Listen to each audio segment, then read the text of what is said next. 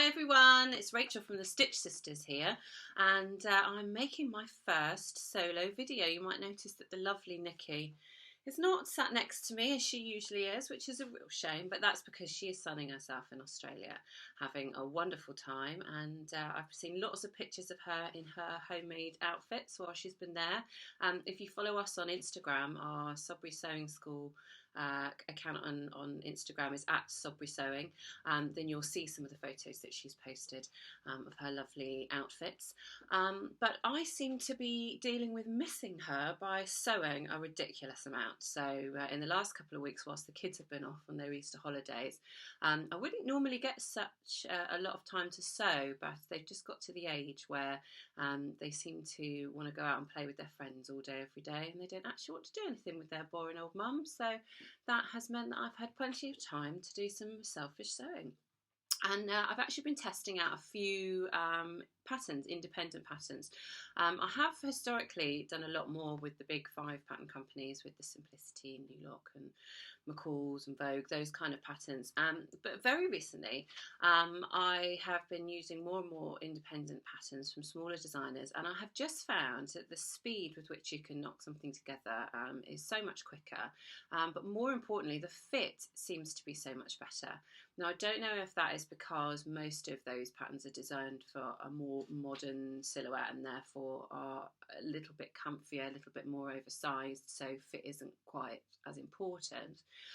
But just little things like the size that I make, making sure that it fits my shoulders and that sort of thing, I find just has a lot more success with independent patterns. So if you want to have a go at a few projects that are super quick and that give you a lot of success, and everything that you make ends up being totally wearable, then by all means give these a go. So the first one I want to tell you about is the Moneta pattern, the Moneta Dress. And if you are on Instagram, then you might have noticed a couple of months ago, or it might even be that long ago, a month ago, there were all sorts of events going on up and down the country. Somebody started a Minetta party, so people made this Minetta dress and then in their local area got together to have little parties where they could show off the dresses that they made, and I believe there were some competitions and that sort of thing.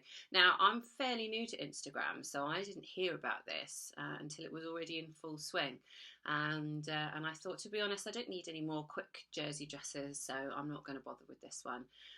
But then since then I've seen so many lovely ones, and it just looked like such a lovely, easy to wear item that I thought, you know what, I'm going to give it a go. And I must have liked it because I ended up making 3 of them, and I'm really very pleased with all of them. So I'm going to insert some video here so that you can see exactly what it is that I'm talking about. So the first one coming up now is this lovely red, blue and white jersey. It's a rayon jersey from Girl Charlie, and I decided to go for version 1 of the Minetta, and that's basically sleeveless but with a collar, and I really love the collar, the fact that it's round at the front and that it's pointed at the back. And I would happily have worn it the other way around, and have tried that, and it looks great the other way around as well. So it's quite nice that it's versatile. Obviously with jersey dresses, with knit dresses, you don't have darts or anything like that, so they can actually be switched around if you like the look of it. Most of the time they'll fit quite well the other way around. So I was really very pleased with it. It's very, very drapey. It's a lovely, lovely jersey. But the one thing that I did find is because the jersey has a huge amount of stretch, then obviously it's stretched over me a lot easier than some other ones do, and as a result the waist is a tiny bit lower than I would normally have it, but I'm perfectly happy with it. I put pockets in this one. The pattern comes with the option to do pockets, and I do usually love pockets and everything, so I did pop pockets in this one, but what I found was that it changed the line of the side seam. So for the next 2 that I made, I decided not to bother with pockets, and I'm just as happy with them. So the next one that I made, the next Moneta that I made, was this black and white spotty one that should be coming up now. So this one, because it had very little stretch, I ordered a job lot of jersey online from Fabworks, and they were having a sale, and I think this one was only £2.99 a metre or something like that. And you do get what you pay for. So when it arrived, it had very, very little stretch in it at all. probably the least amount of stretch that I've ever had in a jersey, and plus it was really, really super thin. So if I stand in daylight at the wrong angle in this one, you will be able to see through it completely. So I think it's definitely one for tights. But I really, really do love a black and white polka dot, and I haven't seen one with just the right size polka dots with white spots on a black background for a long time. So I definitely snatched it up when I saw it. The problem was that all of those little white dots are actually quite a thick ink, almost like a rubbery consistency, and the needle did not like it at all. So sewing the dress up on the overlocker was absolutely fine, but when it came to hemming it, I had an absolute nightmare. So what I ended up doing was actually putting a neckband on the neckline. You may notice that I actually lowered the neckline on this one as well, and that's just because I liked the neckline on the other one, but without the collar I think it's more flattering on me to have a slightly lower neckline. So I added a neckband. I also needed to then add bands to the sleeves because same problem, and then obviously I didn't want to add a band to the hem, so I actually ended up overlocking the edge and then hemming it by hand, which I've never had to do with jersey before, but the needle just did not want to go through it. It was just chewing up the fabric, so that's what I had to do in the end. I didn't pre-wash it, and God knows what's going to happen to it when I do wash it, so it could be a one-wear dress, but I think I'm going to take it to Paris with me this weekend, and so hopefully we'll find out then how it survives. The final Minetta that I made, you may have seen on my Instagram. If you follow me on Instagram, I'm under She Sews Vintage. And so I made it out this lovely floral, which again came from the same Fabworks sale, same price, but was a lovely quality. So complete opposite, was lovely, decent thickness, and lovely weight and drape, and really, really easy to sew. So I decided not to put a neckband on this one. I actually lowered it further still, made it slightly more scooped, and I also scooped it out at the back, which means that again I can reverse it depending on what sort of neckline I'm in the mood for that day. The problem with this one, in fact with all of the sleeves on the Minettas, is that it's a 3/4 length sleeve, and the length doesn't seem to be quite right for me, so it comes just over my elbow, which means that the hem has a tendency to curl upwards, and that does annoy me a little bit. So I think for both the black and white spotty one and the floral one, I'm going to need to trim just an inch off of the sleeve and have it hit just before the bend in my elbow, so that it doesn't do that and it won't annoy me anymore. So that's all the Minettas. The next pattern I decided to try was the Seamwork Astoria. Now I've seen loads and loads of these on different YouTube videos, and it just never occurred to me to try that style of top, because I find that usually a higher neck isn't as flattering on me. But I really, really loved the cropped hemline on the top. And that really does work for me, or for any curvy girls, I think, for it to hit you right at the waist. So I decided that I would make up one of those. And the first one coming up now is a red one that I made out of some leftover sweater knit that I had from a previous Fabworks order, and it's a sweater mull, so it's got little flecks of grey in there. And it doesn't have a huge amount of stretch. It's very comfy and it's lovely and soft to wear, but it doesn't have a huge amount of stretch. So the first one did come out quite cropped. I know it's supposed to be cropped, but it does show a little bit of your tummy if you're not careful. To be honest, I would only wear it with a pair of high-waisted trousers, so that doesn't bother me at all, because that part of my tummy that's above my waist, I'm not too ashamed of. It's the bit below that I don't want anyone to see.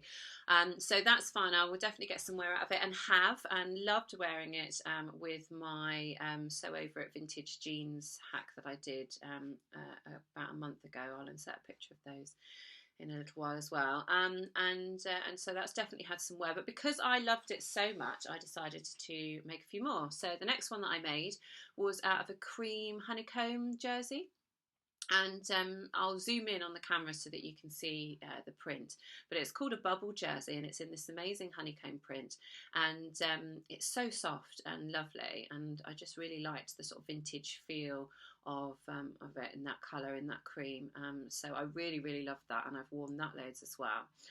And then after that I decided that I would try a scoop neck version, so I made a scoop neck one out of this lovely pale blue cotton interlock, And that's just so comfy. It's like a sweatshirt, but a really feminine sweatshirt. So I was really very happy with that. And I've got that same fabric in an Air Force blue and a red.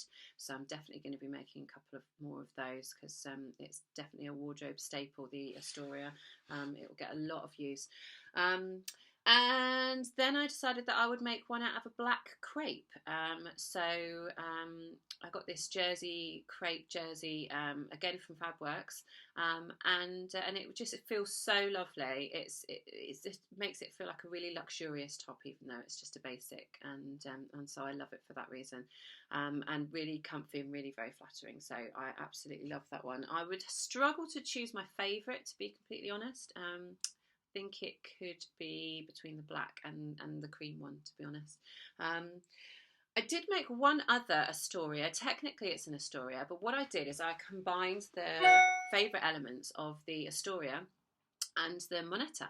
So I used the Moneta bodice, but I cropped it like the Astoria, and I used the Astoria sleeve because that has slightly better fit on me. But then I'd wanted to use one of the extra collars that comes as an add-on expansion pack with the Moneta pattern, and I loved the tie collar for that kind of sailor look.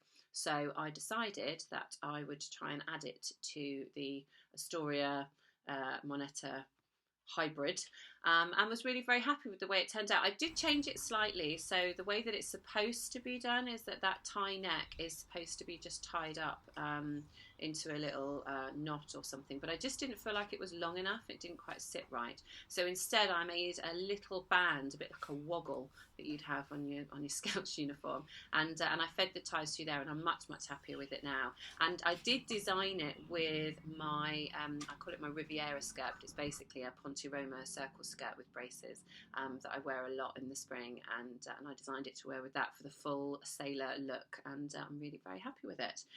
So that's all of my Astorias. As you can see, I went a bit crazy with that, with 6 different tops, but I love each of them, and they are definitely going to get worn, so that's definitely a pattern that I would recommend that you try. The next thing that I did was make some more of my Sew Over It ultimate trouser. So I give them credit for the pattern because it did originally start out as Sew Over It pattern, but because trousers are really quite tricky for me, because I am curvy in lots of places, that lots of us are, but what it means is that my waist, my high hip, my low hip, my thigh, they're all different sizes, and so for me trousers can be a little bit stressful, and as a result I haven't made them for a long time. So I loved the pattern, the ultimate trouser pattern, and I decided that I was going to make it work. So I probably did about, I don't know, 4 different muslin fittings until I was completely happy with the way that they fit. And I made this lovely denim pair, which I'll insert a photo now, that I put some little vintage details, these little pockets that I absolutely love. I made those a couple of weeks ago and loved them so much that I decided I definitely needed more. And so I ordered this fabric. I'd never heard of it before. It's called Flipper. So I had a pair of capri pants that were shop bought that I loved, and they had quite a lot of stretch in them, and I really struggled to find the fabric. They're a polyester stretch fabric, and I really struggled to find anything with enough stretch to sort of replicate that same sort of style. So I was looking on the internet, and I found a place called the Fabric Room. They had this fabric called Flipper, Flippa. And it comes in a range of different fabrics, and it's designed for suiting, so for blazers and that sort of thing. It didn't say that it was ideal for trousers, but I just figured, what the hell. I think it costs £2 a metre, and you have to buy a minimum of 3 metres, so £6 for, that would make 2 pairs of trousers, so it was definitely a bargain. So I thought it was worth a try. And when it arrived, I was really very happy with it. So it has a couple of quirks, that typical thing with polyester where you can't really iron it. I mean, it's great because it means it's not going to get creased. So when you wear it, it's not going to get creased. You will never need to iron them. But it does mean for things like darts, you can't really press those out to a sharp point. So I did have a couple of pointy bits, but it doesn't really bother me that much. They are for chuck it on everyday trousers, so that's absolutely fine for me. And so I first of all made them in this lovely, I thought it was red that I was ordering. The colour just said strawberry, and when it arrived it was quite pink. And it's not something that I would normally go for, which is why I decided to make it out of that colour first, because if I didn't love them, then I wouldn't waste the other fabrics. But I did love them, and actually I really love the colour, and I really like it with the honeycomb bubble jersey Astoria top. So that's an outfit that I've worn a couple of times since. So I did really love them, and as a result I decided to make 2 more pairs. So I made another pair in a black flipper. I do have a navy one as well, but I haven't got around to cutting that yet. And so I've made the black ones, which again you can see here, which I paired with the first Astoria top, the red Astoria top that I made. And then I decided to make a pair out of a leopard print cotton sateen that I've had sitting around for ages. Now I bought this from Fabricland and I loved the fabric, but I'd had it home a couple of days and I couldn't understand why the whole sewing room smelled like fish. And then I eventually followed the smell and realised that it was this fabric, and it's obviously the dye that they use. It took me a couple of washes to get rid of it, lots of fabric softener, but it did go eventually because I didn't want to be walking around wafting fish smells in my brand new trousers, so I didn't want to cut into it until I was confident that the smell had gone. And so I made those up, and I think they might be my favourite pair. I love them paired with the black Astoria, and I think that's going to be one of my favourite outfits this spring, and really very happy with them. So that's all of the trousers, and then what else have we got? So then I decided, I know, crazy, right? This is all in the last week. I then decided that I wanted to test a couple of the Tilly and the Buttons patterns. So we've recently at Sodbury Sewing School become a stockist for Tilly Patterns, and I just thought that it would be helpful to our customers if I sewed up a couple of the ones that I haven't sewn before, just to make sure that I could advise them on the process and give them any tips and hints and things. So the first one I made is a cocoa, and I made that out of this gorgeous navy white polka dot Ponte Roma. Such a lovely Ponte Roma. When it arrived, I was so happy. It came from Oh So Crafty, and I ordered 2 meters, but very generously they sent me nearly 3, and so I was very, very happy that not only did I manage to get the cocoa out of it, but I think I'll definitely have enough for another project. Not sure what yet, but it's really very nice. And I just made the cocoa exactly as is, but with all Tilly patterns I do have to blend between the sizes. So I'm a size 5 on the bust, and then a size 4 on the waist, and then down to a size 6 on the hips. But I do find, because her patterns are very, very clearly marked, it was very easy for me to just draw a line between the sizes and blend them nicely. I love this because it's such a quick make. It's a front and a back and a sleeve. If you want a sleeve, you don't have to have a sleeve. And because there's no darts, there's no shaping at all, you literally just sew them together, insert the sleeve, and then hem it, and you're done. And it's just one of the quickest makes ever. And I do really, really love how this turned out. There's only one adjustment that I might make, and that is because I do have a sway back, and I often have to make a sway back adjustment. I just don't like how the fabric at the back, the excess fabric, just pulls there. So I think a couple of back darts, which in her Froissart dress, for instance, and in other dresses that I've drafted myself, do definitely help with the shape. It doesn't really change much on the front, but it definitely takes care of some of that excess fabric on the back. So I definitely want to add a couple of those in, I think. But I'm going to wear it once first and see if it bothers me. So I'm going to take that with me to Paris this weekend as well. So I think it's going to be polka dots in Paris this weekend. So I'm looking forward to that. And then the other thing that I made was the marigold pattern. So obviously I've seen so many jumpsuits around for months and months, and going back to last summer, and I do love them, but I do find that they tend to suit tall, skinny girls, or at least girls that go straight up and down, and curvy girls not so much, or at least I didn't think that it would suit me. So I was looking for the right pattern. I've been looking at a lot of vintage patterns. There's still a couple that I have my eye on, but I thought this would be a good one just to test out whether jumpsuits are my thing or not. But I knew that the tapered leg would not work for me, so I decided that I was going to change it to a wide leg pant. And I also wasn't sure that the wide straps that are on the collar would be the best thing for me either. So I decided instead that I would narrow the strap, and I literally just halved it.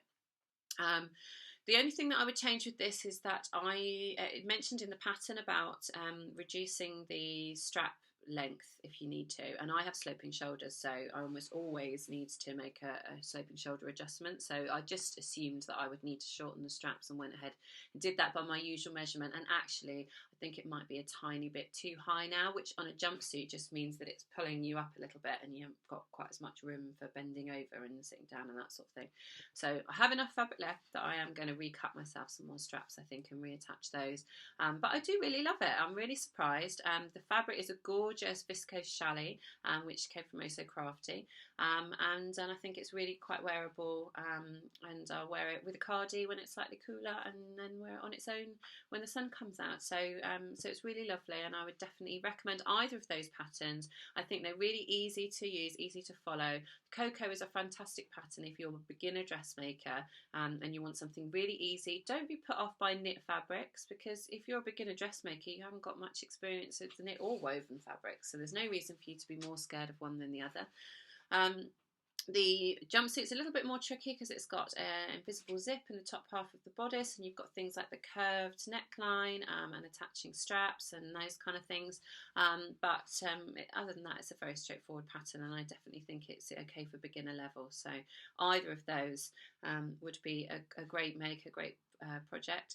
And then finally, the thing that I made last was the wanted top. I've made a few of these already. The wanted top from Vanessa Pouzet. I absolutely love that square neckline. It's just gorgeous.